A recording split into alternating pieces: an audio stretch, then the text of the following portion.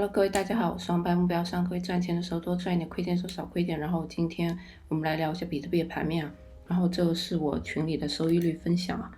就还是有蛮多开空到的小伙伴，但是也有一些踏空的啊。踏空的话，等会我会来跟大家讲一下操作啊。然后目前我觉得他们盈利的点数也都是还不错的。然后我们直接步入正题啊，就比特币。今天是周一啊，大家也知道周一也是我一直有说过我会关注的就时间节点，因为周一华尔街上班，结果今天周一上班之后盘面仍然很不理想。然后这是4小时量能，4小时量能可以看到然后这个4小时的多头量能很关键啊，然后观察下这个4小时以及下几个4小时，看它能不能在这个位置站稳啊。如果它不能在这个位置站稳的话，下方我可能会认为有几个比较重要点，一个就是其实跟这个位置附近很接近啊。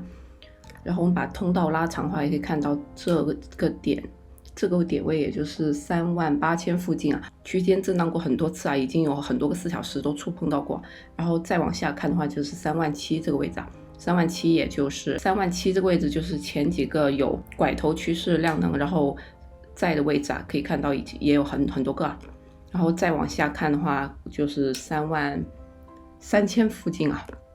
这也是这一波长时间周期里面算是比较低的点位啊。如果再把时间周期拉长的话，就是下方的28000、29000附近啊。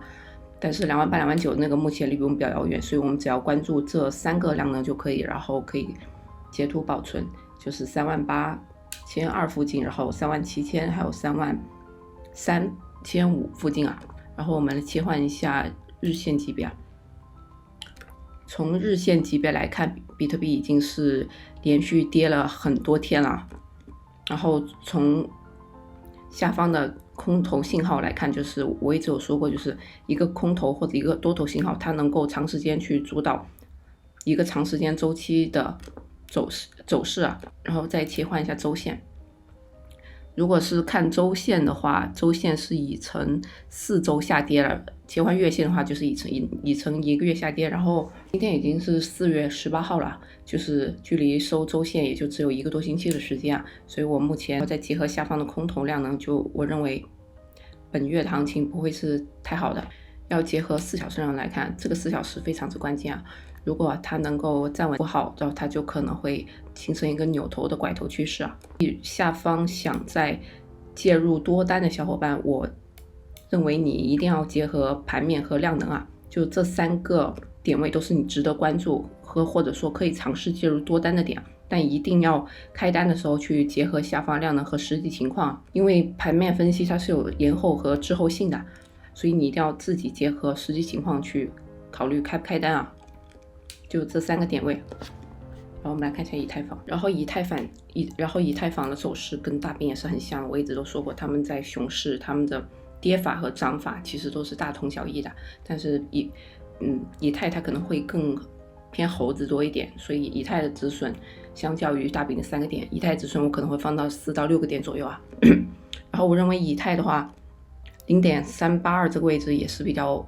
重要的，然后可以看得到它其实离我0.382也没有很远啊。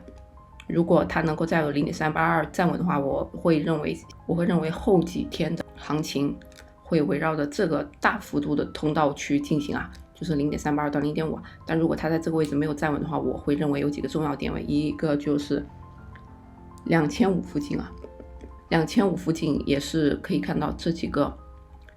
然后包括前一段时间的4小时量的这附近都是一个属于兵家必争之地的一个点位啊。然后其他的点位的话，可能就是要放到更低了，2300附近，然后还有更低的就是2100了。但是我认为2100目前来看还是有一点遥远啊，所以我们现在要关注这个点啊，看它也是我这个通道也有普通在0轴附近的位置啊，所以我觉得这个点是非常值得关注的。然后想要介入多单的小伙伴，你一定要结合量能，然后这个4小时还有下几个4小时是非常关键的，如果它能在这个位置站稳，就可能会形成拐头趋势啊。但是如果没有的话，可能又会继续下探啊。然后我认为目前的行情不太适合去介入山寨跟土狗啊，就是山寨跟土狗在下跌行情中只会比大饼以太跌得更猛啊，所以尽量轻车为主。然后我们说完这几个重要点位，再来看一下更小的时间窗口啊。更小的时间窗口是可以看到，这波空头下跌之后呢，目前空头是有在缩量的痕迹，但多头没有持续放量，没有持续放量的话，很有可能还会进一步下探啊，因为除非出现像这种等级的，我圈出来，除非多头也可以出现这种等级的量能啊，不然我认为这个行情依然还是不稳的，还有继续下探的可能性。然后再来切换15分钟啊，从15分钟来看，也是可以看得到空头缩量是非常明显的，但是多头迟迟没有起量，这是非常差劲的。这种时候你可以理解成为空军他在休息，但是多军他一直不给力啊。就这种情况的话，如果在一场战争中，就可能是打完一场仗的战胜方，然后他在休息，然后他在等待恢复体力之后去工作下一站城池啊。现在就是给我是这样子的感觉啊，所以务必结合量能啊，然后不要无脑的梭哈多单啊，因为目前多头并没有放量的信号。然后我们来看一下大饼的更小的时间窗口，先从4小时来看。4小时来看，可以看得到就是空军在这个位置，在这个4小时是有缩量的痕迹的。然后我们再切换一些1小时来看，1小时也可以看得很明显，就是空军它在缩量，但是多头它也没有放量，也是我刚刚说大饼，也是我刚刚跟说以太一样，多军它起码有这样的量能，我才会认为它可能会有拐头趋势啊，不然的话还有进一步下探的风险的。然后切换15分钟也是大饼以太，其实它们线实在太像了，就是如果刚刚听了我对以太的分析的话，我对大饼的看法也依旧如此啊，不要着急开多，然后静静等待时机，等到多头给你明确信号，以及结合我所说的这几个我认为重要的点位啊。然后今天的视频就分享到这里，欢迎各位点赞、关注、评论我频道，欢迎使用视频相关链接入交易所，他们都是有奖励金或水费折扣的。然后欢迎关注我推特，然后欢迎免费加入我 Discord 社群和 Telegram 社群。祝各位晚安。